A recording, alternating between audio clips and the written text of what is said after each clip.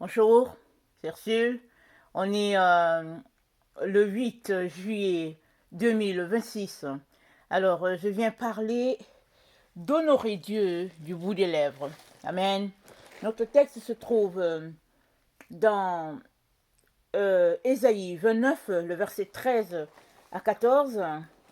Et le Seigneur m'a donné ce texte le 5 juillet. Amen. Et bon, j'ai pas pu l'apporter. Il me l'a encore redonné euh, hier, le 7. Et puis bon, aujourd'hui, je peux l'apporter. Amen. Et le Seigneur pointe le fait que nous, ses enfants, nous qui disons le connaître, nous venons devant lui juste pour nos intérêts au fait. Alors, au verset 13 de Ésaïe 29, c'est dit: le Seigneur dit, ce peuple ne s'approche de moi qu'en parole. Ses lèvres seules me rendent gloire, mais son cœur est loin de moi. La crainte qu'il me témoigne n'est que précepte humain, leçon apprise. Amen. Alors, on a appris comment parler, on a appris comment faire, surtout si on a grandi dans l'église, et on agit suivant notre dénomination. Alors, de telle sorte que quand tu viens chez les pentecôtistes, tu sais que eux là, ce sont les gens de l'esprit. Tu vas chez les baptistes, tu sais que ceux-là sont les gens du baptême. Tu vas chez les gens, les luthériens, tu sais que ceux-là, voilà, ils agissent comme ça. Tu vas chez les catholiques, mais voilà comment ils agissent. Chaque dénomination a appris à ses fidèles comment se comporter en tant que chrétien ou bien en tant qu'enfant de Dieu. Si bien que s'il y a une personne dans la dite assemblée qui ne fait pas les choses comme les autres, alors cette personne elle est exclue, ou bien elle est pointée du doigt, elle devient le bouc émissaire, et puis etc. etc. Mais le Seigneur dit, au verset 14, il dit: c'est pourquoi je vais continuer de lui prodiguer des prodiges, lui prodiguer des prodiges, si bien que la sagesse des sages s'y perdra et l'intelligence des intelligents se dérobera. Question de dire, les sages et les intelligents de la maison de Dieu seront tout simplement ébahis devant la puissance de Dieu et devant sa grandeur. Parce que ce qu'ils disent avoir ou bien être n'est rien devant la puissance de notre Dieu. Et nous sommes à la fin des temps, en train d'attendre le retour de notre Seigneur Jésus, et nous savons tous que nous sommes appelés à nous apprêter. Amen. Alors, s'apprêter, c'est quoi?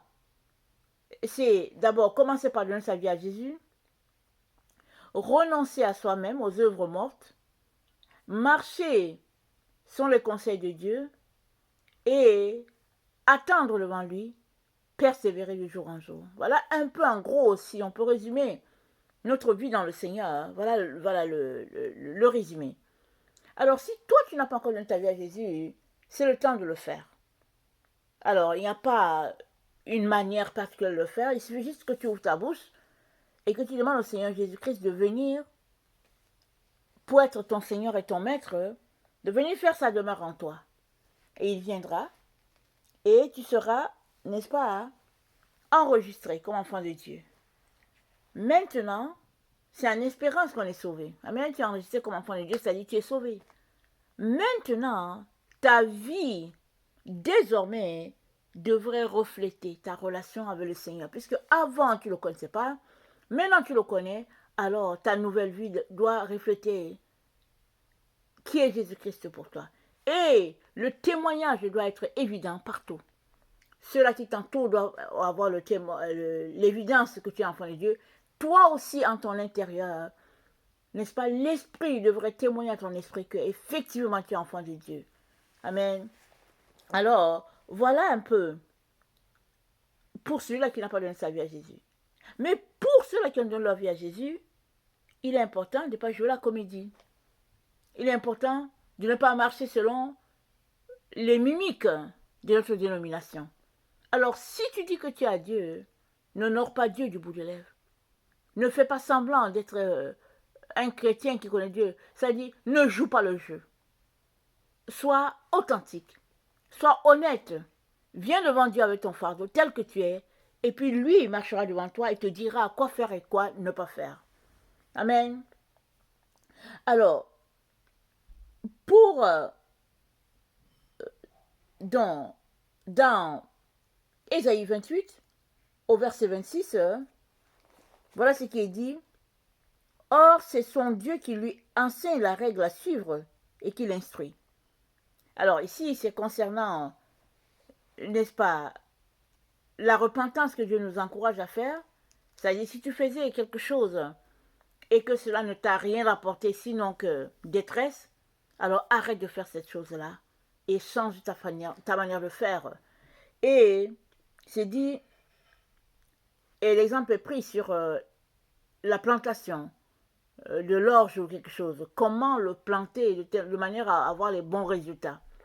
Et souvent, c'est le père qui apprend aux enfants, ou bien le grand-père a appris au père, le père a appris aux petits-enfants, etc. C'est-à-dire souvent, c'est de génération en génération que les gens lèguent les techniques de plantation, n'est-ce pas, à leurs descendants. Et le texte nous dit, c'est Dieu qui nous enseigne la règle à suivre et nous instruit. C'est Dieu, pas les hommes, pas les gourous, c'est Dieu. Alors, là où tu es, il est important que tu t'assures que tes mimiques, tes habitudes que tu observes peut-être à tous les jours, il est important que tu vois avec certitude que c'est le Saint-Esprit qui te dirige et non un être humain qui aurait écrit sur papier comment tu devrais te comporter pour prouver que tu es un enfant de Dieu. Il est important parce que Dieu a horreur la façade. La façade, c'est le mensonge. Ce sont les ténèbres. Et il dit, je te vomirai de ma bouche. Parce que c'est nauséabond devant Dieu, une telle manière de se comporter. Et Dieu ne veut pas que tu mènes une vie, n'est-ce pas, teintée de faux et de vrai.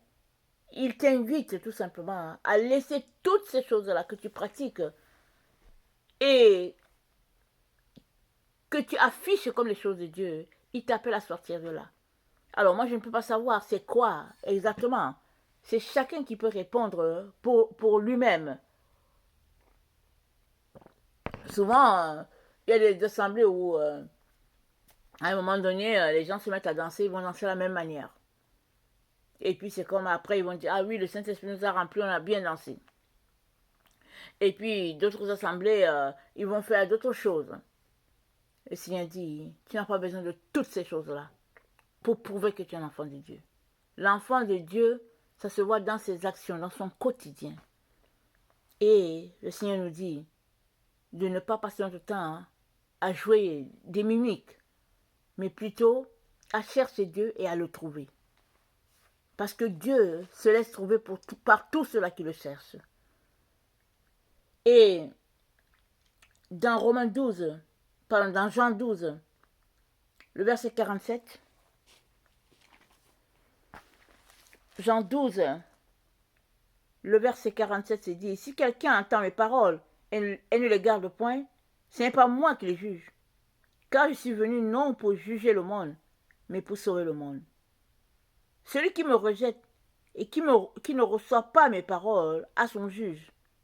La parole que j'ai annoncée, c'est elle qui le jugera au dernier jour. Donc, Dieu est le Dieu du jugement. C'est à lui le dernier mot. Et ce n'est pas à nous de nous donner des points nous-mêmes, ou bien à enlever des points à tel autre, en leur donnant une note, en jugeant pour dire lui il est comme ça et puis elle est comme ça. Non, non, ce n'est pas à nous. Ça c'est l'œuvre de Dieu.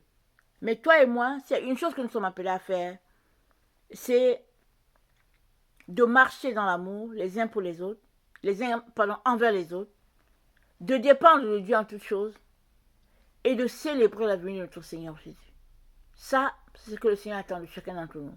Et je sais que les choses ne sont pas toujours évidentes. Ça, je le sais. Mais si tu désires être avec Dieu et que tu as soif de lui, tu vas dégager le temps nécessaire pour être en sa présence. Et Dieu te dit, fais le don. Fais le don afin de bénéficier de toutes les grâces que Dieu a pour toi. Et nous vivons dans un temps où les gens sont intéressés par autre chose. C'est dit que les gens seront amis de l'argent, fanfarons, blasphémateurs, ennemis des gens du bien. Alors, c'est le temps dans lequel on est. Mais ce n'est pas parce que ce temps-là est là que nous, on doit se comporter autrement. Non, non, non. Pendant que nous marchons avec le Seigneur et que nous cherchons sa face, il est aussi important de savoir que ce même Dieu compte sur nous pour attirer à lui toutes les autres personnes qui sont autour de nous, les autres personnes que nous connaissons, n'est-ce pas? Parce que Dieu va t'utiliser, toi, pour les refléter la vérité, pour leur refléter sa gloire. Il est donc important que tu sortes des distractions, des futilités et que tu te concentres à chercher Dieu et à lui obéir. Ça, c'est ça que Dieu attend de chacun d'entre nous. Et il nous encourage déjà à croire à la lumière. Croyons, parce que la lumière, c'est Jésus. Et maintenant, avec la lumière, tu es appelé, n'est-ce pas, à conquérir des territoires. Et tout ça, tu le feras avec Dieu, parce que Dieu ne t'abandonnera pas. Dans cette situation, pour dire, ok, tu donnes ta vie, vas-y te débrouiller. Non, non, non. Dieu est avec toi, il passe avec toi à travers toutes ces étapes-là, il est avec toi. Maintenant, toi, que fais-tu? Amen, que fais-tu? Il est donc temps que tu t'examines, que tu t'assures que tu es en train de marcher selon le droit. Et si l'Esprit te montre que ce n'est pas ça, viens demander pardon et reprends le chemin de la lumière, de la vérité. Et le Seigneur sera avec toi jusqu'à la fin. Amen. Que le Seigneur bénisse sa parole. Amen. Et alléluia. Amen.